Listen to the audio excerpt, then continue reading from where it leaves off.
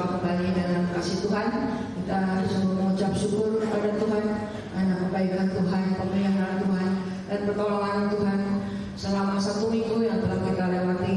Pada saatnya kita memberikan waktu yang terbaik untuk Tuhan.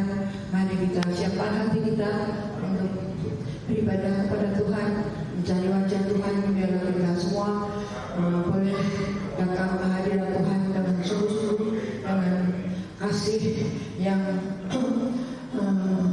kita tujukan kepada Tuhan dengan sepenuh hati kita. Baik, saya jemaat Tuhan untuk bangkit berdiri. Kita akan memulai ibadah kita pada pagi hari ini. Sebelum kita memuji Tuhan, mari kita datang pada Tuhan dalam doa.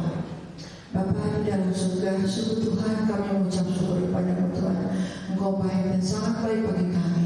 Terima kasih Tuhan untuk pemeliharaan dan berkat-berkat-Mu Tuhan sepanjang minggu yang telah kami lewati. Saat ini Tuhan kami datang sungguh rindu Tuhan untuk menyenangkan hati-Mu Tuhan. Kami juga sungguh rindu Tuhan untuk menerima berkat firman-Mu ya Bapa. Terima kasih ya Bapa. Biarlah Tuhan pada pagi hari ini Tuhan, hadirat-Mu Tuhan ada di tengah-tengah kami, memberkati setiap hati kami Tuhan, menguatkan hati kami Tuhan, memulihkan jiwa kami yang lemah, dan biarlah kami boleh dikuatkan dan diteguhkan melalui kebenaran firman pada hari ini Tuhan.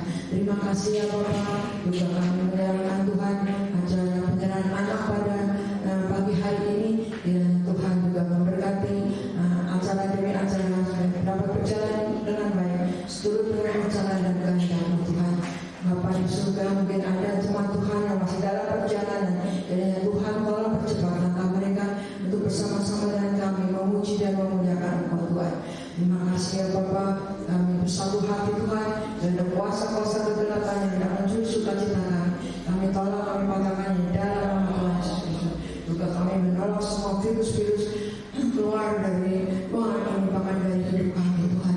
Terima kasih Bapa. Sebelum kami masuk lebih dalam hadirat-Mu Tuhan, kami mohon ampuni segala dosa kami, kuduskan hati kami Tuhan, sehingga kami layak di hadapan-Mu ya Bapa. Terima kasih Tuhan, kami hati-hatinya bersyukur Tuhan. Kiranya Tuhan terus memberkati kami semua, memberkati jemaat Tuhan yang memuji dan memuliakan Engkau Tuhan. Bahkan hamba-Mu yang akan menyampaikan kebenaran firman, Tuhan juga urapi dengan luar biasa sehingga menjadi saluran berkat bagi kami. Hingga kami pulang, kami boleh membawa sesuatu yang sungguh berharga bagi kami, yaitu kekuatan daripada-Mu Tuhan. Terima kasih ya Bapa. Kami serahkan ibadah ini Tuhan dari awal, pertengahan hingga akhir hanya di dalam nama Tuhan Yesus Kristus. Haleluya. Amin. Baik, kita akan naikkan pujian. Kekuatan hatiku, kekuatan hati kita berasal dari Tuhan, dan pertolongan Tuhan juga menyertai dalam kehidupan kita. Sebab Tuhan adalah sumber segalanya bagi kita. Kita naikkan pujian ini, kekuatan hatiku.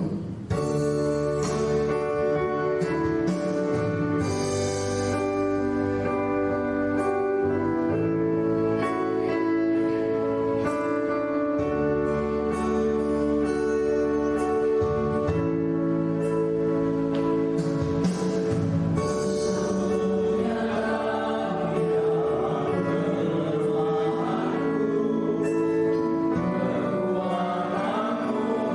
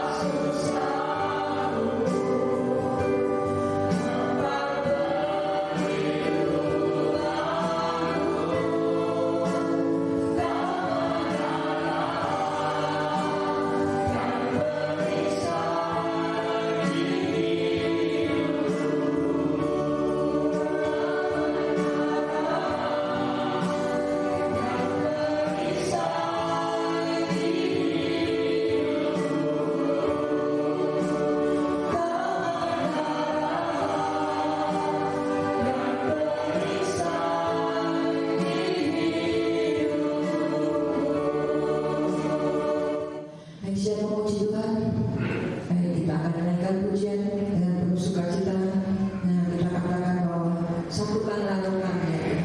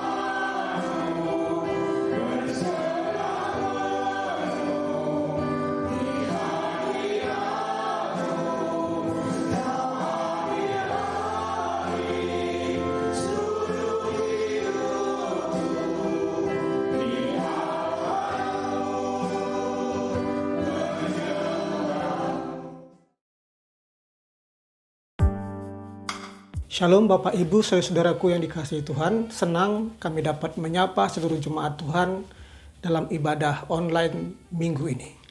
Sebelum kita mendengarkan firman Tuhan, saya mengajak kita semua berdoa. Mari kita berdoa. Bapa kami yang di sorga, Tuhan yang kami sembah dalam nama Yesus Kristus, hati kami penuh dengan ucapan syukur karena hari ini kami masih diberikan kesempatan untuk beribadah, untuk memuji Tuhan, serta mendengarkan firman-Mu. Tuhan, hati kami siap untuk mendengarkan firman-Mu, karena kami percaya firman-Mu menuntun kami, membimbing kami, menegur kami, serta mengarahkan kami untuk hidup di dalam jalan kebenaran. Kami siap Tuhan, urapi hamba-Mu dan kami semua, dalam nama Yesus Kristus kami berdoa. Amin. Bapak Ibu saudaraku yang dikasihi Tuhan, tentu setiap benda atau alat yang diciptakan mempunyai fungsi masing-masing. Misalnya seperti handphone, diciptakan untuk menjadi alat komunikasi, telepon, SMS, atau WhatsApp. Dan juga motor atau mobil diciptakan, dibuat sebagai alat, berfungsi sebagai alat transportasi untuk meringankan, untuk mempermudah transportasi perjalanan kita. Dan juga Bapak Ibu Saudaraku yang kasih Tuhan, misalnya kulkas. Kulkas dibuat atau diciptakan berfungsi untuk menjadi pendingin atau tempat menyimpan suatu makanan supaya dingin atau supaya awet dan lain sebagainya. Misalnya Bapak Ibu Saudaraku, lampu atau Philips diciptakan untuk berfungsi sebagai menerangi ruangan rumah kita. Bapak Ibu Saudaraku yang kasih Tuhan, tentu semua itu diciptakan, dibuat untuk fungsi masing-masing. Tahukah saudara bahwa kita semua diciptakan oleh Tuhan karena ada maksud dan tujuan Tuhan dalam kehidupan kita.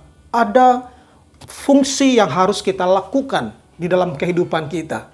Itu sebabnya Bapak Ibu Saudaraku yang kasih Tuhan, pada saat pagi hari ini saya mengajak kita berbicara tentang fungsi orang percaya di dunia. Fungsi orang percaya di dunia. Mari bersama-sama kita lihat firman Tuhan dalam Matius pasal 5 ayatnya yang ke-13 sampai ayatnya yang ke-16. Matius pasal 5 ayat 13 sampai ayatnya yang ke-16. Demikian firman Tuhan. Kamu adalah garam dunia. Jika garam itu menjadi tawar, dengan apakah ia diasinkan? Tidak ada lagi gunanya selain dibuang dan diinjak orang. Kamu adalah terang dunia. Kota yang terletak di atas gunung tidak mungkin tersembunyi. Lagi pula orang tidak menyalakan pelita lalu meletakkannya di bawah gantang, melainkan di atas kaki dian, sehingga menerangi semua orang di dalam rumah itu. Demikianlah hendaknya terangmu bercahaya di depan orang, supaya mereka melihat perbuatanmu yang baik dan memuliakan Bapamu yang di sorga. Amin buat firman Tuhan. Bapak Ibu saudaraku yang dikasihi Tuhan, Injil Matius pasal 5 ayat 13 sampai ayatnya yang ke-16 ini adalah salah satu khotbah Tuhan Yesus di atas bukit yang terkenal yang ditulis oleh Matius, salah satu muridnya. Khotbah tersebut ditujukan kepada orang-orang percaya yang berkebangsaan Yahudi. Adapun tujuan khotbah tersebut adalah untuk mengingatkan sekaligus juga untuk suatu perintah agar orang-orang percaya berkebangsaan Yahudi berfungsi dengan baik di tengah-tengah dunia, di tengah-tengah lingkungan mereka, yang tentunya orang-orang yang belum percaya kepada Tuhan, baik dari bangsa Yahudi ataupun dari orang-orang non-Yahudi. Dan jadi jelas sekali bahwa firman ini, khotbah Tuhan Yesus di bukit, ditujukan kepada orang-orang percaya yang berkebangsaan Yahudi, ditujukan dengan maksud agar orang-orang percaya diperingatkan, diberi perintah agar berfungsi dengan baik sebagai orang percaya di tengah-tengah orang yang belum mengenal dan belum percaya kepada Yesus Kristus. Bapak Ibu saudaraku yang dikasihi Tuhan, dalam Matius pasal 5 ayat 13 sampai ayat yang ke-16 ini, Tuhan Yesus mengajarkan simbolis-simbolis yang berkaitan dengan kehidupan orang pada umumnya. Dan khususnya orang-orang di Palestina pada waktu itu. Nah, Bapak Ibu saudaraku yang kasih Tuhan, pertanyaannya adalah, apakah fungsi orang percaya sesuai dengan khotbah Yesus di bukit.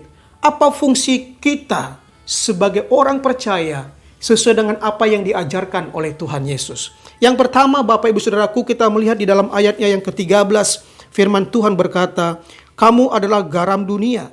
Jika garam itu menjadi tawar, dengan apakah ia diasinkan? Tidak ada lagi gunanya selain dibuang dan diinjak orang." Nah, yang pertama, Bapak Ibu Saudaraku, fungsi orang percaya adalah menjadi garam di tengah dunia, menjadi garam bagi dunia. Bapak Ibu Saudara kasih Tuhan, Tuhan Yesus berkata kepada orang percaya, orang Yahudi, "Kamu," atau dalam terjemahan lain adalah kalian, adalah garam dunia. Dalam ayat yang ke-13, Tuhan Yesus menggunakan suatu simbol garam karena sangat dibutuhkan dalam kehidupan setiap hari oleh manusia. Bapak Ibu Saudaraku, garam berfungsi sebagai pengawet makanan. Garam juga diperlukan untuk melezatkan makanan. Tuhan Yesus mengingatkan bahwa orang percaya harus berfungsi seperti garam di tengah-tengah dunia, di tengah-tengah lingkungan, di tengah-tengah keluarga, yaitu menjadi teladan yang baik dalam sikap hidup yang baik, menunjukkan kesalehan hidup yang baik sebagai orang percaya, menunjukkan moral yang baik sebagai orang percaya, menunjukkan sebuah sikap yang begitu bagus di tengah-tengah lingkungan kita, sehingga lewat sikap hidup kita, teladan hidup kita, moral kita yang baik, nama Tuhan dipermuliakan, ditinggikan. Bapak Ibu Saudaraku yang dikasihi Tuhan, sebagai orang Kristen, sebagai pengikut Kristus, marilah kita menunjukkan suatu sikap hidup yang baik di tengah-tengah keluarga kita, menunjukkan suatu sikap hidup yang baik di tengah-tengah lingkungan kita, menunjukkan sikap hidup yang baik kepada sesama kita, sehingga lewat hidup kita yang baik, lewat perilaku kita yang saleh, lewat moral kita yang terpuji, nama Tuhan dipermuliakan. Kita menjadi garam, kita berfungsi, kita menjadi teladan, kita menjadi berkat bagi banyak orang. Sehingga lewat semuanya itu, nama Tuhan dipermuliakan. Markus pasal 9 ayat 50, firman Tuhan berkata, "Garam memang baik, tetapi jika garam menjadi hambar, dengan apakah kamu mengasinkannya? Hendaklah kamu selalu mempunyai garam dalam dirimu, dan selalu hidup berdamai yang seorang dengan yang lainnya." Bapak Ibu Saudara yang kasih Tuhan, firman Tuhan berkata garam itu baik. Tetapi jika garam itu menjadi hambar, dengan apakah kamu mengasinkannya? Hendaklah kamu selalu mempunyai garam dalam dirimu dan selalu hidup berdamai seorang dengan yang lain. Inilah tanda fungsi orang percaya, yaitu berdamai satu dengan yang lain, membangun persahabatan dengan yang lain. Dan tentu lewat semuanya itu nama Bapa dipermuliakan. Bapak Ibu Saudaraku yang kasih Tuhan, inilah fungsi yang pertama, yaitu fungsi orang percaya adalah menjadi garam bagi dunia. Yang kedua, yang terakhir, fungsi orang percaya yang kedua adalah orang percaya adalah terang bagi dunia. Orang percaya adalah terang dunia. Kita melihat ayat 14, firman Tuhan berkata, "Kamu adalah terang dunia. Kota yang terletak di atas gunung tidak mungkin tersembunyi." Kamu adalah terang dunia. Bapak Ibu Saudaraku yang dikasihi Tuhan, selain Yesus berkata bahwa orang percaya adalah garam, tetapi dia juga berkata kepada orang-orang percaya, kepada orang-orang Kristen berbangsa Yahudi, bahwa mereka juga adalah terang dunia.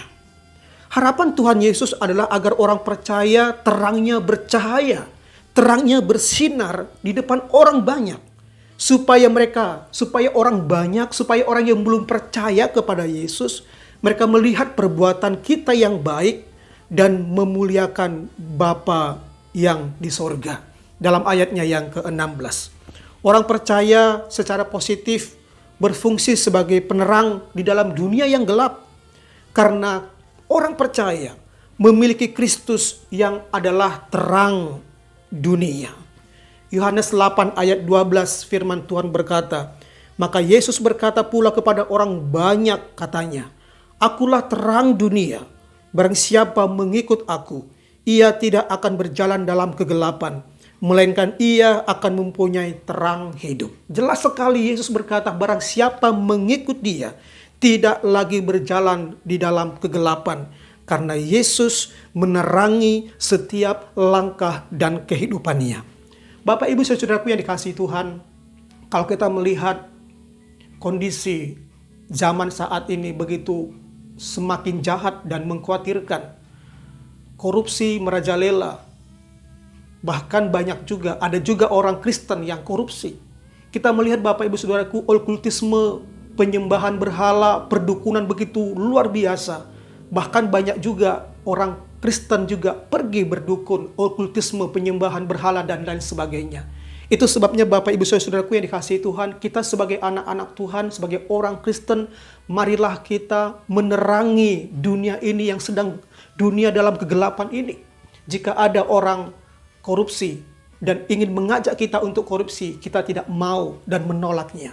Jika ada orang mau mengajak kita untuk pergi ke dukun supaya usaha kita lancar, supaya sakit kita sembuh dan lain sebagainya, kita akan menolaknya karena itu kegelapan. Itu sebabnya Bapak Ibu Saudaraku yang dikasihi Tuhan, inilah pesan firman Tuhan untuk kita, supaya kita menjadi terang bagi dunia yang gelap ini, menjadi cahaya yang bersinar bagi dunia yang gelap ini. Jangan ikut-ikutan, jangan menjadi rusak karena pengaruh orang lain, tetapi kita juga seharusnya menjadi pengaruh yang baik kepada orang lain, sehingga orang lain hidupnya berubah, sehingga hidup orang lain diberkati, sehingga hidup orang lain dapat melihat kemuliaan Tuhan. Bapak, Ibu, saudaraku yang dikasihi Tuhan, firman Tuhan mengajar kita agar kita memiliki fungsi sebagai orang-orang percaya di tengah dunia ini, di tengah-tengah lingkungan kita, di tengah-tengah keluarga kita. Percayalah bahwa kita ini adalah kitab yang terbuka, yang senantiasa dilihat oleh orang banyak. Itu sebabnya sebagai pengikut Kristus, sebagai anak-anak Tuhan, marilah kita berfungsi dengan baik di tengah-tengah dunia. Mari kita berfungsi dengan baik di tengah-tengah keluarga. Mari kita berfungsi dengan baik di tengah-tengah lingkungan kita, yaitu dengan menunjukkan teladan hidup yang baik, teladan hidup yang saleh, teladan hidup yang memiliki moral yang baik. Dan juga mari kita pancarkan karakter seperti karakter Kristus. Kita perlihatkan karakter seperti karakter Kristus kepada orang lain, sehingga dunia, orang-orang yang belum percaya melihat perbuatan kita yang baik, dan mereka memuliakan Bapa yang di sorga. Bagaimana dengan kita sebagai anak-anak Tuhan?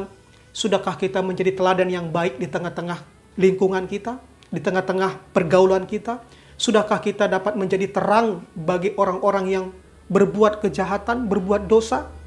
Jangan-jangan malah kita yang mengajak mereka untuk berbuat dosa. Tidak menjadi garam, tidak menjadi berkat, tidak menjadi cahaya.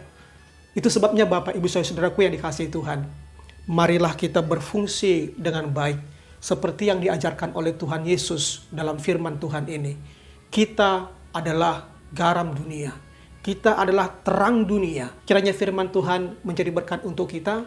Amin buat firman Tuhan. Mari kita berdoa. Tuhan Yesus yang baik, hamba-Mu sudah selesai menyampaikan firman-Mu, khotbah-Mu dalam Matius pasal 5 ayat 13 sampai ayatnya yang ke-16.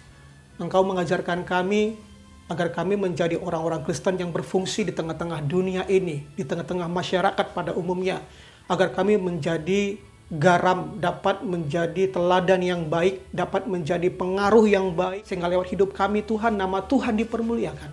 Bahkan Tuhan Yesus, kami juga harus menjadi terang bagi dunia ini.